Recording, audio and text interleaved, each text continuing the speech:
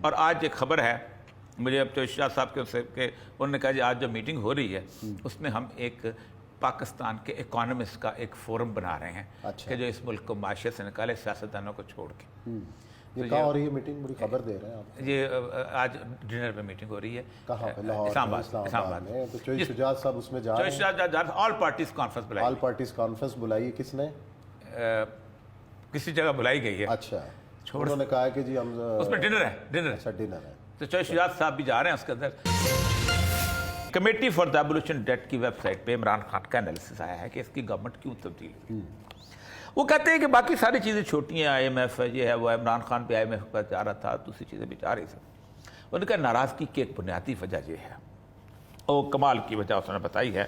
اور کہتے یہ ہیں کہ عمران خان جس وقت آیا ہے تو اس وقت پاکستان کی گورنمنٹس نے پرانیوں نے 23 اور 25 ملا کے 56 کے قریب انٹرنیشنل معاہدے کیے ہوئے تھے.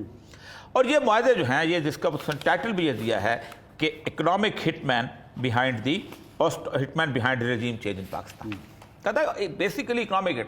ان کے معاہدے اس قسم کے تھے کہ جن کو اگر ریویو نہ کیا جاتا تو پاکستان جو تھا مکمل طور پہ اسٹینڈ اسٹل میں آ جاتا.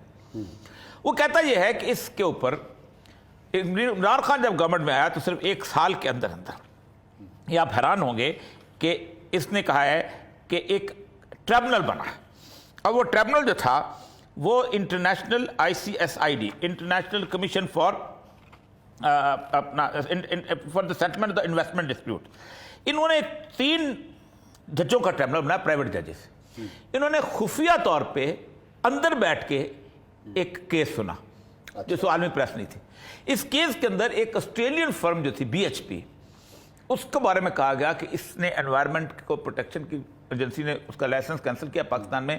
ان کو حالانکہ ان کے ساتھ $2 ملین ان کا ہوا تھا، ان کو $6 ارب کا تاوان دا پاکستان گورنمنٹ دے دے. اچھا.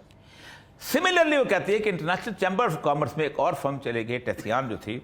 اور ٹیتھیان جو فرم تھی اس کو انہوں نے $11 ارب کا کہتے دونوں کلوز ڈور تھے سارے کے ساتھ. اس کے اوپر عمران خان جو ہے اس نے میڈیشن کی صورتحال شروع کی. اور میڈیشن کرنے کے بعد انہوں نے یہ کیا کہ معاملہ یہ یہاں تک پہنچا کہ دے اگریڈ اپون ٹو ریویو.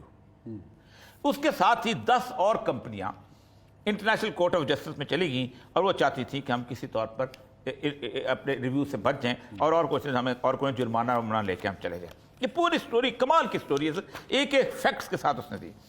ان 10 کمپنیوں میں سے 9 کمپنیوں کے ساتھ عمران خان نے کہا کہ اس کے ساتھ ریویو کرو، اور انہوں نے اپنا چیزیں شروع کر دی. اور ٹیتھیان کے ساتھ 22 دسمبر کو انہوں نے شروع کیا اور جنوری کی پہلی یا دوسرے ہفتے کے اندر وہ ہو گیا. کہتے جنوری میں جب آیا ہے تو اس کے وقت ہوا یہ کہ الارم کھڑے ہوئے ہیں پوری دنیا کے اندر، کیونکہ انٹرنیشنل کورٹ آف ڈسپیوٹ سے اس کے پاس بقول اس کے اس وقت کم از کم 12 کیسز تھے، جن کے اندر سب سے امپورٹنٹ 3 کیس جو تھا وہ میکسیکو کا تھا، مائننگ کا کیس. کیونکہ اگر یہ ان بیرون عدالت مسئلہ ہو گیا تو باقی بھی کر سکتے تھے. اور وہ جو ایک انٹرنیشنل اکنامک ہٹ مین کی صورتحال تھی وہ بہت تھی. دیکھیں نا، contrary to the same opinion defending fact that ICSID mechanism has been widely accepted in the American hemisphere. یہ پھر چلا گیا وہاں پر امریکن کورٹ کے اندر. اچھا، کون چلا گیا؟ جو ٹیتھیان والے کہ اس کو امپلیمنٹ کرو. امریکہ کی ایک عام سی کورٹ ہے جو اس کو امپلیمنٹ کرتی ہے، کہ امریکہ کو کہا ہوا ہے کہ ایسٹس کر. امریکہ کی کورٹ نے کوئی تقریباً 5 ہفتے سنا کیس. آپ سننے کے بعد انہوں نے کہا کہ it's a wish of the Imran Khan Pakistan government, اور یہ وشفل تھنکنگ کرتے ہیں، ہم تو $11 بلین لیں گے خون چوس. اس کے اوپر کہتے ہیں جب وہ اس نے ایگریمنٹ کر لیا اور باقی 10 میں سے 9 کی گورنمنٹس کو اپروچ کیا اور وہ کیا، کہتا ہے یہ دیٹ واز دا الارم. اس الارم نے امریکنز کو مجبور کیا. اور آئی ایم ایف کہتا ہے 83% ووٹ آئی ایم ایف کے اندر امریکنز کے ہیں کہ now change the regime. That was. وہ کہتا ہے آج کی اس وقت دنیا کی پریس میں سب سے بڑی خبر یہی چل رہی ہے 9 جون کی ان کی ہے کہ Pakistan regime change political turmoil deepening debt crisis. اچھا، دیٹ واز دا ایشو. 2 مہینے کے ریسرچ کے بعد ہم پورے کے پورے آئی ایم ایف میٹنگس کے منٹس کے بعد ہم لے کے نکلے ہیں کہ دیٹ واز دا تھنگ. باقی سارے کہتا ہے سٹوج ہیں، خواہ نون لیگ ہو خواہ کوئی اور ہو، یہ مورے ہیں. اصل چیز یہ ہے، اور یہ بندہ اتنا بڑا ہے، اس صدی کا اتنا بڑا آدمی ہے.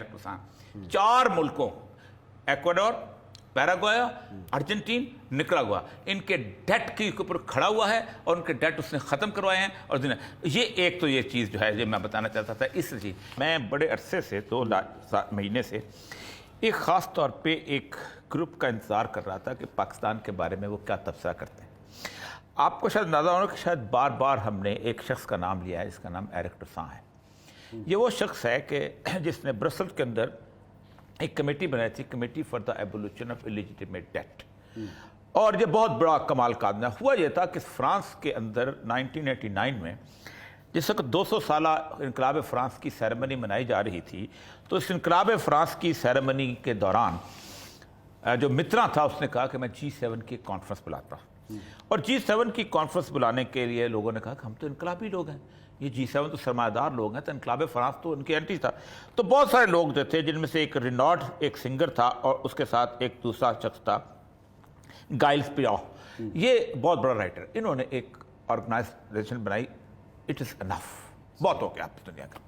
इस अंदर से एक शख्स अर्नेस्ट मैंडल निकला जो 1979 से कह रहा था कि दुनिया में अमन, सुकून और इत्मीनान उस वक्त हो सकता है कि अगर दुनिया के अंदर बड़े लोग जो हैं, मुल्क जो हैं, ये लोगों का कर्जा माफ़ करते हैं। वो बंदा चला गया। अब उसी के बंदे का एक बहुत कुलीग और 2-3 और लोग थे, उन्होंने एक कमेटी बनाई जिसका नाम था committee for the abolition of illegitimate date. ये वो कमेटी है जिन्होंने रॉल्फ कोरिया के साथ मिलकर एक्वाडोर के डेट को ऑडिट किया था और 88% डेट देने से इनकार कर दिया था। ये दुनिया के अंदर तमाम दुनिया में जहाँ जहाँ इस किस्म की रजीम चेंज होती है, इसके ऊपर बड़े सटल तरीके से तबसरा करते हैं और इनके बारे में कहा जाता है कि बेहतरीन तबसरा करते हैं। इमरान खान साहब, ज़ाहिर बात है उनको अंदाज़ा तो है, लेकिन ज़ाहिर बात है इमरान खान साहब का अपना एक एक्यूमन है, वो इस हिसाब से उतना तफसील से नहीं बोल पाते।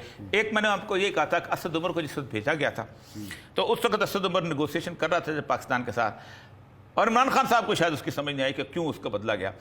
तो उन्होंने लिखा था कि कारकर्दगी ठीक नहीं, असद उमर ये सर पाकिस्तान के अंदर उसको बदनाम किया गया। फिर हफीज़ पाशा को लाया गया और सबको पता कौन हफीज़ शेख कौन लेके आया, एवरीबॉडी नोज। मैंने कई दफ़ा कहा है कि उसको वो कंपेयर करते थे कि ये वो ग्रीक फॉरेन मिनिस्टर की तरह का है कि जिस बंदे ने ग्रीक क्राइसिस के अंदर हमसे लड़ने की कोशिश की थी। तो असल मसला ये है कि बात उसकी ठीक है कि जो जिन्होंने मुझे निकाला है वापस मुझे नहीं आने देंगे, वरना वो मार देंगे। और ये ऐसे ही हुआ है। लमम्बा जो था कांगो का, वो वापस आ रहा था, पॉपुलर लीडर था, उस बंदे को आप बोलते उसको उठाया गया है और एक फायरिंग स्क्वाड के सामने रख के उसको मार दिया गया है और 15 साल तक खून में नहलाता रहा है। ये है इस तरह की सूरत हाल। असल मसला ये है, कोई भी हो, किसी तरह का भी हो, सिचुएशन जो बनी हुई है, उसने ये भी लिखा है, उसने कहा है कि ऐसी गवर्नमेंट लाने की कोशिश करेंगे कि जिसके इन तरह की इंटरनेशनल फर्मों के साथ आपस के अंदर मफादात तो बसता हो। तो ये एक बेसिक चीज़ थी। मैं सुबह से इस पढ़ रहा था, आज मैंने इस पर लिखा भी है कि इतना बड़ा क्राइसिस है। और आज एक खबर है मुझे, अब तो शाह साहब के उन्होंने कहा जी आज जो मीटिंग हो रही है उसमें हम एक पाकिस्तान के इकोनॉमिस्ट का एक फोरम बना रहे हैं। अच्छा। कि जो इस मुल्क को माशियत से निकाले, सियासतदानों को छोड़ के। ये कहाँ हो रही है मीटिंग? बड़ी खबर दे रहे हैं आप। ये आज डिनर पे मीटिंग हो रही है। कहाँ पे? लाहौर, इस्लामाबाद में। तो चोई शुजात साहब उसमें जा रहे हैं। ऑल पार्टीज कॉन्फ्रेंस बुलाई, ऑल पार्टीज कॉन्फ्रेंस बुलाई है। किसने? किसी जगह बुलाई गई है। अच्छा, उन्होंने कहा है कि जी हम उसमें डिनर है। अच्छा, डिनर है। तो चोई शुजात साहब भी जा रहे हैं उसके अंदर। तो उन्होंने चोई शुजात साहब ने खबर दी थी, अभी मैं कह रहा था कि मैं कह रहा था आ जाएं आज। उन्होंने कहा जी हम अच्छा चले, चोई साहब से याद आया कि ब्रेक के बाद आएंगे तो ये जिक्र करेंगे ना, घर में लड़ाई क्यों पड़ गई? आपने बड़ी सुलह की कोशिश कराई हो रही है सर, क्यों नहीं मान रहे दोनों बरादर? ब्रेक के बाद आएंगे तो बात करें।